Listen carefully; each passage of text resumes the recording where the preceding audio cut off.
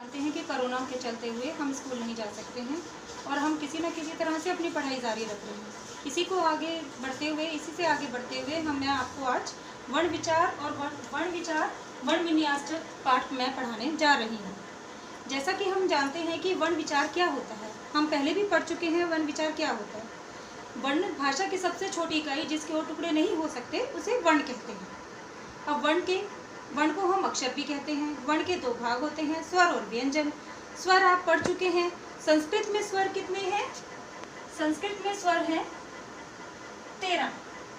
वो कौन कौन से स्वर हैं? अ, आ, ई, उ,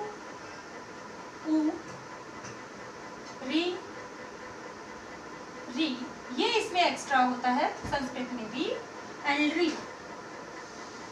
ये आपका बड़ी क्लासेस में आपके आगे वाले सिलेबस में होगा, अभी आपके सिलेबस में ये नहीं है। री, ओ, औ। इसके बाद हमारे अयोगवाह होते हैं।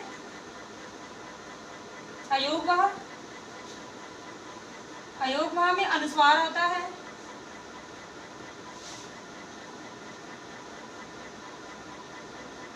अनुस्वार हम अंक की तरह कर लिखते हैं, इसे अनुस्वार कहते हैं। और दूसरा हमारा विसर्ग आता है।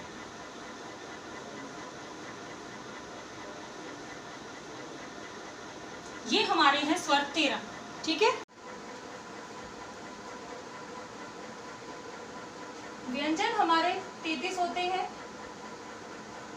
इन्हीं 33 व्यंजनों में से 25 व्यंजनों को हम वर्गों में डिवाइड करते हैं और जो उनके वर्ग होते हैं वर्ग के पहले अक्षर पर ही आधारित होते हैं। जैसे पहला वर्ग है क वर्ग। क, ख, ग, घ, अण। ऐसे ही प्रत्येक वर्ग में ये 5-5, प्रत्येक वर्ग में 5-5 वर्ण होते हैं। चवर्ग,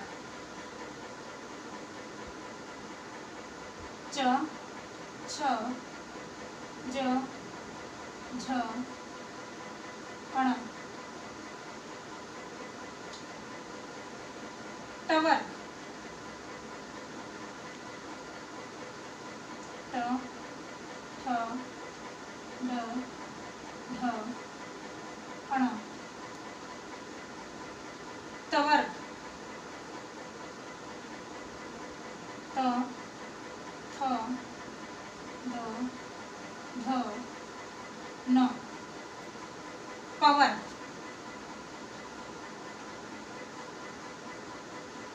प, फ, ब, भ, म। 33 व्यंजनों में से ये 25 व्यंजन हैं जिन्हें हमने वर्गों में डिवाइड किया हुआ है और प्रत्येक वर्ग में 5-5 वर्ण होते हैं। और वर्ग का पहला नाम वर्ग के पहले ही अक्षर से है। काखा गाखा कवर्ग, चाछा जाका चवर्ग, टाठा डाढ़ा नाका टवर्ग, ताथा दाधा नाका तवर्ग, पाफा बाभा माका पवर्ग। ठीक है। और इन्हीं सभी प्रत्येक जो वर्ग है वर्ग के अंतिम अक्षर जो है वो सब ये सारे पंचम वर्ण कहलाते हैं। णा णा णा ना मा, पंचम वर्ग। और पंचम वर्ण का प्रयोग हम अनुस्वार के रूप में ही करते हैं। ठीक है। आगे हमारे जो व्यंजन हैं वो है अंतस्थ व्यंजन। ये 4 होते हैं। अंतस्थ व्यंजन होते हैं 4।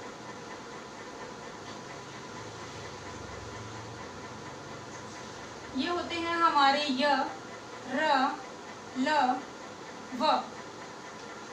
उसके बाद हमारे ऊष्म व्यंजन आते हैं। ऊष्म व्यंजन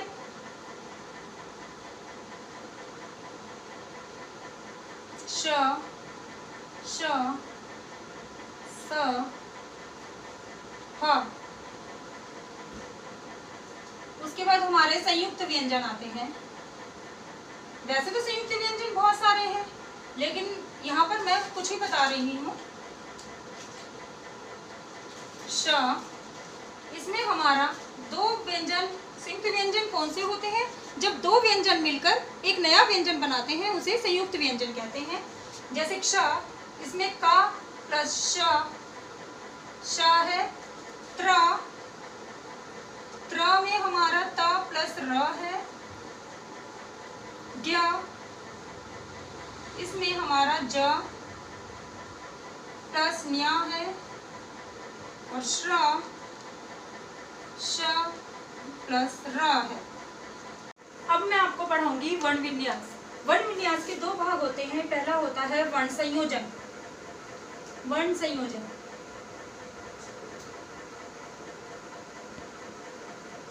जब भी हम कोई शब्द लिखते हैं तो उसमें हम स्वर और व्यंजनों का प्रयोग करते हैं। स्वरों का प्रयोग व्यंजनों के साथ मात्राओं के रूप में होता है। और वर्ण संयोजन, और दूसरा है वर्ण विच्छेद या वियोजन। वियोजन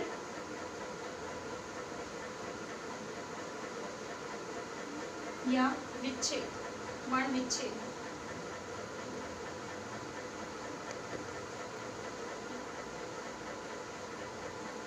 वर्णों को मिलाकर शब्द बनते हैं, और जब शब्दों में से हम स्वर और व्यंजनों को अलग कर देते हैं तो वो हमारा वर्ण विच्छेद या वर्ण संयोजन कहलाता है। और जब हम उन मात्राओं को स्वरों के रूप में करके हम अलग अलग करते हैं तो वो वर्ण विच्छेद, और जब मिलाते हैं हम उन दोनों को शब्द में, स्वरों को मात्राओं के रूप में करके हम लिखते हैं शब्द, तो वो वर्ण संयोजन कहलाता है। जैसे कि पहला एक हम शब्द लिखते हैं बालकः।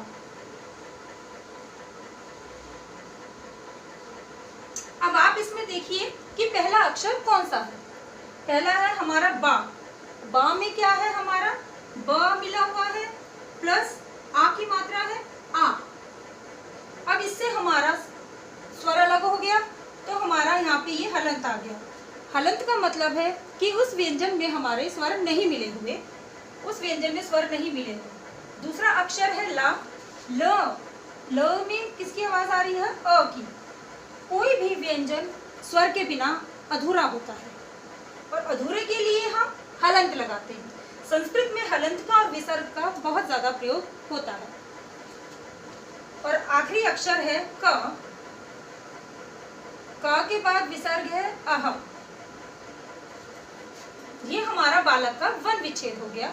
और यदि हम इसे ही करें बा, यदि हम इसे ही देखें ब आ ल आ अ क अ, ब अ क्या बना बा, ल अ क्या बना ल, और कह क्या बना कह।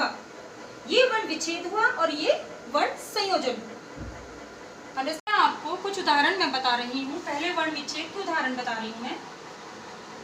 वर्ण विच्छेद या वर्ण वियोजन, इसे वर्ण वियोजन भी कहते हैं। जैसे देवः शब्द है, देवः, इसमें पहला अक्षर क्या है, द। अब द में कौन सी मात्रा है, ए की मात्रा है। जो सी मात्रा होती है वो ही स्वर हम उसमें लिखते हैं। द प्लस ए प्लस व प्लस आह। दूसरा है ऋषभः। अब इसमें देखिए आप, पहला अक्षर है री, और री जो है वो स्वर है। हमने ये स्वर लिख दिया। अब इसके बाद हम प्लस के बाद कोई स्वर नहीं लगाएंगे, क्योंकि स्वर है इसलिए हम कोई स्वर नहीं लगाएंगे। इसके बाद हम अगला अक्षर लिख देंगे। अगला है श प्लस अ प्लस भ प्लस अह। अब मैं आपको बता रही हूँ उज्ज्वला।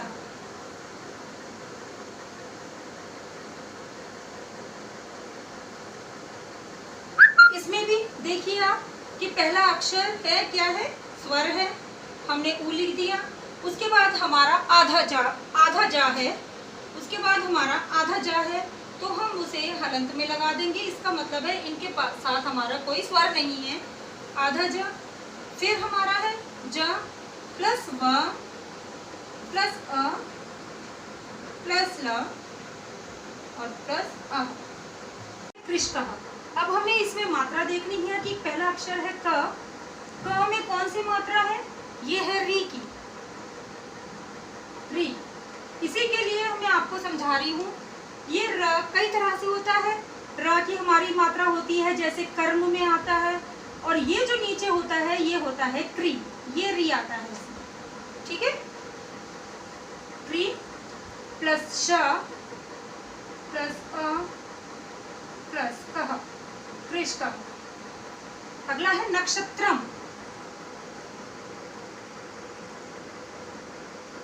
इसमें पहला अक्षर है न प्लस अ। अब हम देखेंगे कि ये संयुक्त व्यंजन है। अब संयुक्त व्यंजन को लिखने के लिए सबसे पहले हम इन दोनों इसको संयुक्त व्यंजन को ही तोड़ेंगे। अब हमने पढ़ा था श में कौन कौन से व्यंजन है, क प्लस श। अब इसमें क्या है अ। अब त्र में तो क्या है त प्लस र प्लस अ। अब आखिर में यदि हलंत वाला म है तो हम म ही लिखेंगे, इसके बाद हम स्वर नहीं लिखेंगे क्योंकि इसमें स्वर नहीं है।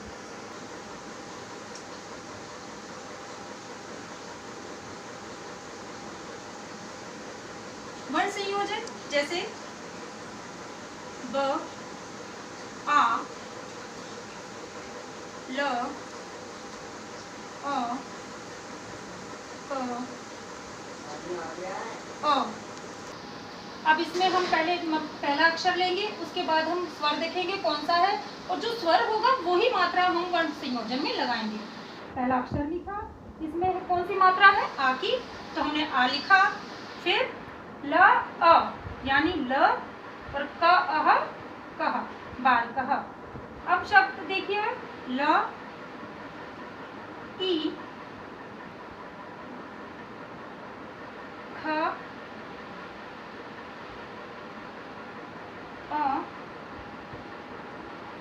त ई। देखिए अब ल ई, इसमें कौन सा ई है, ई, तो हम ल में ई लगाएंगे। ली ख अ ख और त ई ती, लिखती। आ त र औ। अब देखिए इसमें छ आ, छा, और तर क्या बना त्र, और मात्रा कौन सी है छात्रो, ठीक है। प अ थ अ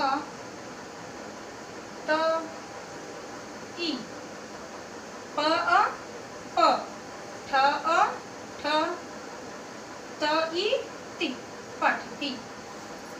इसी तरह हम आगे की पढ़ाई भी जारी रखेंगे।